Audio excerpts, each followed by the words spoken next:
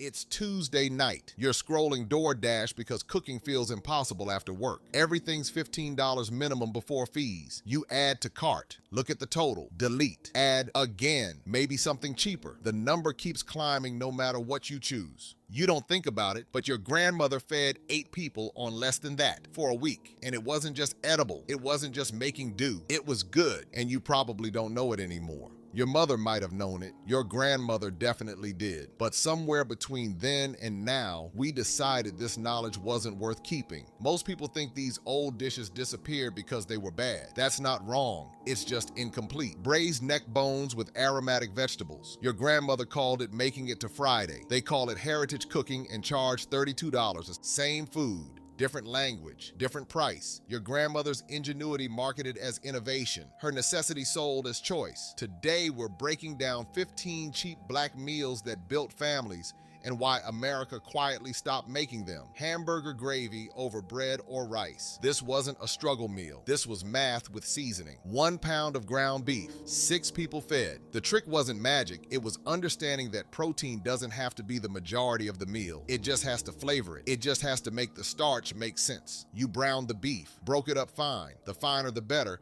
because it distributes through more gravy. When the beef was cooked, you added flour to the fat, made a roux without calling it that, without knowing the French word, just knowing it worked. Milk came next, stirred constantly so it didn't burn. The flour thickened the milk, the beef flavored everything, and suddenly you had a gravy that made plain bread taste like dinner. That made white rice taste like somebody cared. Mid-20th century black households in Detroit, Cleveland, Chicago, St. Louis. This was Tuesday. This was Thursday. This was how you made it to Friday when the check came. Between 1973 and 1975, beef prices doubled in 2 years. But this technique was already there and already working, already saving families. And here's what matters. It was good. Kids didn't know they were eating poor food. They just knew it tasted like home, like their mother knew what she was doing, like everything was going to be okay. Now that same technique shows up in cooking blogs as Southern-style beef gravy, with no mention of why it exists, no credit to the women who perfected it while trying to keep their children fed. Neck bone and rice. They sold the neck cheap because they didn't understand time. Neck bones were the cuts butchers couldn't move. Too much bone, not enough meat, too long to cook. White customers wanted quick cuts, in and out. Convenience cuts that fit their schedules, their expectations,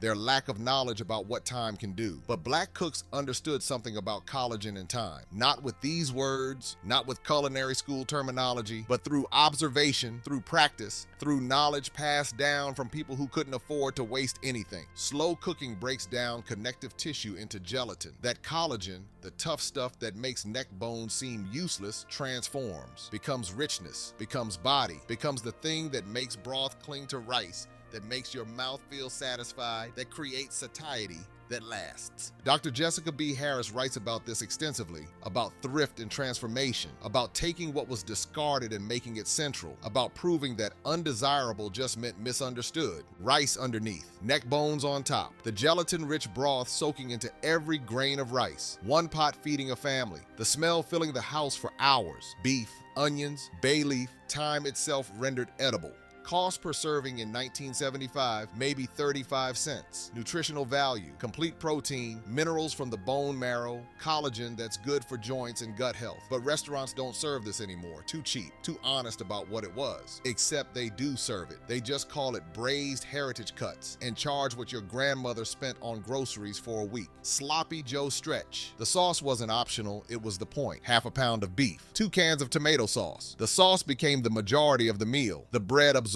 it, and suddenly half a pound fed 6 people instead of 2. But here's the sophistication. It wasn't just about volume, it was about flavor chemistry. You added brown sugar to balance the tomato acid, vinegar to brighten everything, Worcestershire for umami, before anyone called it that, before it was a trendy word.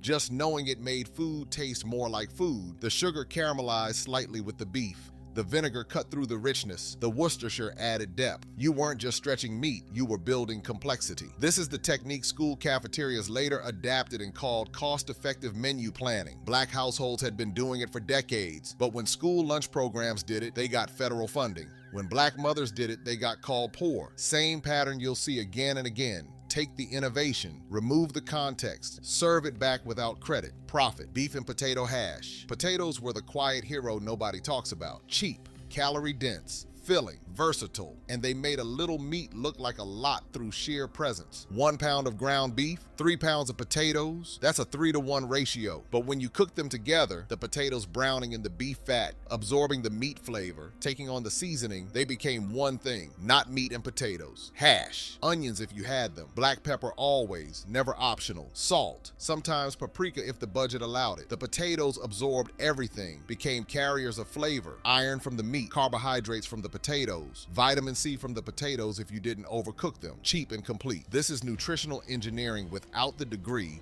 without the lab, without the recognition. And versatile. You made this Sunday night, ate it for dinner, fried eggs on top Monday morning, breakfast. Took it cold for lunch Tuesday, reheated it Wednesday. 1 pot, 4 meals, same family fed. But you won't find this on menus. It's too honest, too obviously about making ends meet. No story to tell except this is how we survived. And survival isn't marketable when you can't romanticize it. Cabbage and smoked meat skillet. Cabbage was the vegetable that understood rent was due. Cheap. Stores for weeks without refrigeration. Doesn't complain, doesn't wilt, doesn't demand special treatment. And when you cook it with smoked meat, turkey neck, ham hock, smoked sausage ends, whatever you had, it becomes something else entirely. Popular in Southern and Midwestern Black homes throughout the 20th century. Detroit, St. Louis, Memphis, Atlanta, Chicago, Cleveland. The cabbage traveled north during the Great Migration, same as the people did. And here's the food science. The cabbage kept its vitamin C even after hours of cooking. 60% retention, critical when fresh produce was expensive or unavailable, when scurvy was still a real risk in poor urban neighborhoods in the 1960s and 70s. 1 head of cabbage cost maybe 40 cents in 1975. Fed 6 people as a side dish,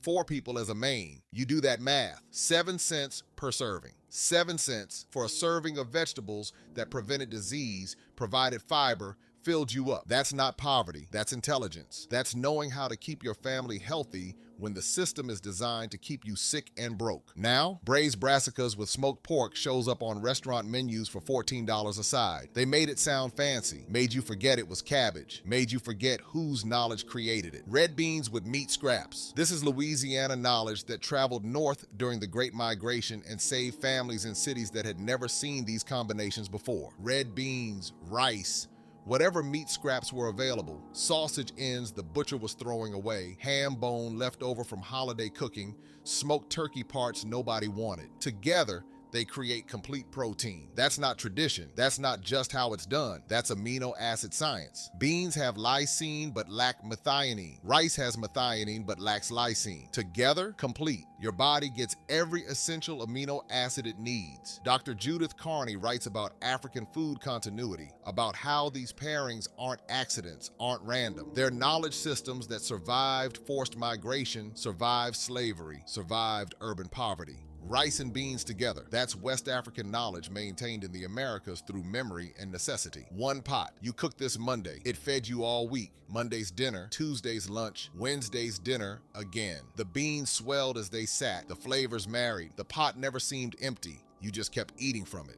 Cost per serving, maybe 20 cents in 1975. Nutritional completeness, total. But this is poor food, so it doesn't appear on menus unless it's rustic Louisiana red beans for $18 a bowl with 1 piece of sausage and no acknowledgement of why the dish exists. Chicken and dumplings economy version. The dumplings weren't decoration, they were the meal. You made broth from chicken backs or necks, the cheapest parts. 20 cents a pound when breast meat was $1.50. You weren't buying convenience, you were buying collagen, bones, the parts that made real broth. Then you made dumplings, flour, water, salt, maybe a tablespoon of fat if you had it, mixed until it just held together, rolled it thin if you were making flat dumplings, pinched it into drops if you were making drop dumplings, dropped them in the simmering broth. They swelled, absorbed the chicken flavor, became the majority of the dish. 1 chicken back feeding 6 people when the dumplings did most of the work. And the bone broth itself? Minerals from the bones, collagen, that becomes gelatin, glycine, all the nutritional benefits that expensive supplements now claim to provide. Your grandmother was making bone broth before it was $8 a cup at Whole Foods. Same food, different century, same genius, different credit. Everything in the pot stew. Leftovers weren't sad, they were phase 2. Monday's roast chicken became Tuesday's bones for broth, became Wednesday's base for stew. Beef from Thursday mixed with vegetables from Friday. Rice from Saturday's side dish. Beans from Sunday's dinner. All went into one pot with broth or water, simmered until it made sense. This is leftover reinvention culture. Nothing wasted, everything honored. The pot worked because it had to, because throwing food away when you're broke is violence against your future self. But here's the sophistication. You knew what flavors worked together. You didn't just dump everything in. Beef-based leftovers with tomatoes, chicken-based leftovers with vegetables, pork with beans. You were creating cohesion from chaos. That's culinary skill. Seasoning mattered. More salt, black pepper, hot sauce if you had it, bay leaf, whatever made this pot its own thing rather than just leftovers. And here's what's wild. Some of the best meals came from these pots because flavors had time to develop, because ingredients cooked twice are often better than ingredients cooked once, because necessity forced creativity. Now restaurants serve chef's daily stew using the same technique and charge $16 a bowl. They call it zero waste cooking. Your grandmother called it Thursday. Chitterlings. This is where we talk about transformation. Cleaning chitterlings took hours. 3 hours minimum, often 5. This wasn't simple cooking. This was expertise passed down generation to generation. You had to know how to turn them inside out, where to cut, how to scrape, how many times to wash, what temperature water, how to tell when they were clean enough to be safe. You had to know how to cook them properly, how long, what temperature, what seasonings would make them edible rather than offensive, how to tell when they were done. Dr. Jessica B. Harris writes, transformation is the genius of the African American kitchen, taking what was discarded, what was literally garbage, what was considered disgusting, what was thought to be animal food, and making it food for humans, making it culture, making it celebration. This continued from slavery into the 20th century, not because black people loved intestines, not because this was preferred, but because it proved something. You can give us the worst parts, you can try to humiliate us with what you throw away, and we'll still create, we'll still survive, we'll still make it taste good, we'll still gather family around it. Some families still cook these around holidays, deliberately, not because they have to, because they choose to. As memory, as connection, as resistance against forgetting where we came from. And when white food critics call it disgusting or poverty food, they're missing the entire point. They're unable to see genius when it doesn't come wrapped in language they recognize. Liver and onions. Liver was cheap because white people thought it was disgusting. They wanted muscle meat. They wanted to pretend meat didn't come from animals with organs and blood and life. But nutritionally, liver is one of the most nutrient-dense foods on earth. Not good, not decent. The most, period. Vitamin A prevents blindness, prevents eye disease, prevents skin problems. Iron prevents anemia. Critical when you're losing blood from injuries, from childbirth, from malnutrition. B12 prevents neurological damage, prevents depression, prevents fatigue. Folate prevents birth defects, prevents anemia, crucial for pregnant women. Mid-century black households knew this, not with these labels, not with RDA percentages, but through observation. Children who ate liver stayed healthier, had more energy, could focus in school, didn't get sick as often, didn't go blind from vitamin A deficiency, which was still happening in poor American neighborhoods in the 1960s. So they cooked it, chopped it fine to soften the texture, cooked it with onions to mask the intensity. Onions that were also cheap, also nutritious, also versatile. Cooked fast and hot so it didn't get tough, didn't get rubbery, stayed edible. Served with rice or bread to stretch it. Served with hot sauce if you had it because heat made everything better. Cost per serving, maybe 25 cents in 1975. Nutritional value higher than most expensive cuts. More micronutrients in one serving than people got from expensive meat all week. But it's poverty food, so it disappeared from tables, disappeared from knowledge, disappeared from memory. Pig feet and beans. Pig feet were another discard that became delicacy through knowledge and time. The collagen in pig feet creates a thick, rich broth, gelatinous, the kind of texture that makes beans creamy without adding cream, without adding dairy, without adding anything except time and heat. Slow cooking for hours, 4, 5, sometimes 6 hours. Low heat, patience. The meat gradually falling off the bones. The beans gradually absorbing the richness, the minerals, the collagen. What was animal feet? What was the part that walked through dirt that white customers wouldn't touch becomes Sunday dinner, becomes something people requested, becomes something worth the wait. This is slow cooking science practiced without the Food Network, without culinary school, without recognition. This is chemistry learned through necessity and observation, and the knowledge passed down from people who had to make it work. And here's the nutrition: collagen for joints, for gut health, for skin, protein from the meat and the beans, fiber from the beans, iron, complete amino acids. This is a nutritionally complete meal that costs maybe $2 for 6 people, but you won't find this on menus. Too honest, too obvious about class, too connected to poverty to be profitable. Government cheese casseroles. USD. A surplus distribution started in the late 1970s under Carter, expanded under Reagan. Blocks of cheese.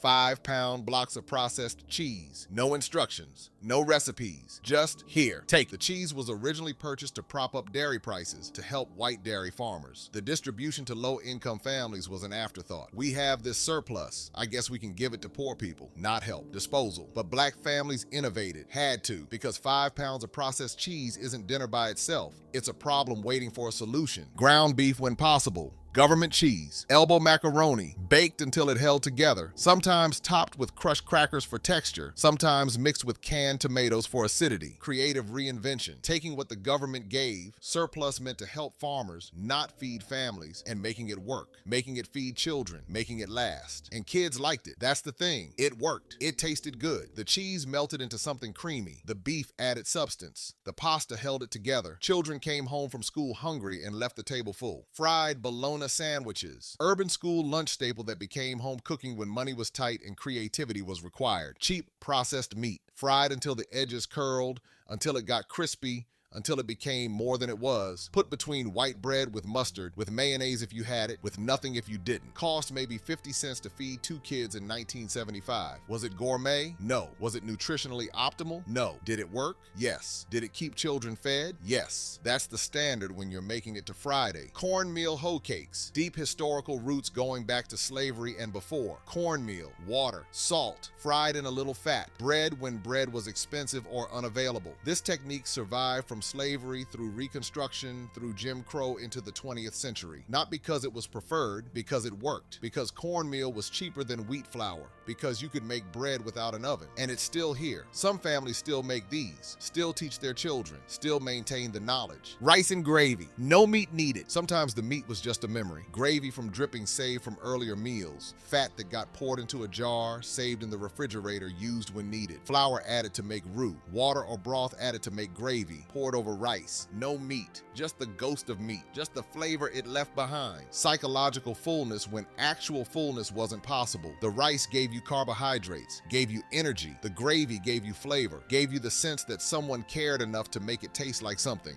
Extreme stretching, the final technique when everything else was gone. When the check was still 2 days away, when the cupboard was almost bare, you made something from almost nothing and you called it dinner. They didn't disappear because they stopped working. They disappeared because somebody called them embarrassing. Stigma around poor food. The shame of admitting your family cooked like this. Fast food replacing slow cooking because both parents worked and there was no time. And gentrification, taking these dishes, removing the context, removing the credit, and selling them back at premium prices. They took the knowledge, took the techniques, took the results of generations of survival expertise. Put it on white plates, charge $35. Never mention the women who perfected it while trying to keep their children alive. Food prices are up 25% since 2020. Families are struggling. Feeding children is harder than it's been in decades. And the knowledge that got previous generations through hard times, we called it embarrassing and let it die. We replaced survival knowledge with DoorDash, replaced cooking with convenience, replaced community knowledge with individual consumption. And now we're paying the price. Literally and metaphorically. The average American spends $3,000 a year on food delivery. Your grandmother fed a family of 6 for a year on less than that. That's not nostalgia, that's math. So cook these dishes, teach them, document them, but know their names, know where they came from, know what they cost, and who paid the price. What cheap dish did your family make that nobody talks about anymore? Drop it in the comments. Not just the name, the story, what it cost, who made it, why it mattered, what problem it solved, who taught you,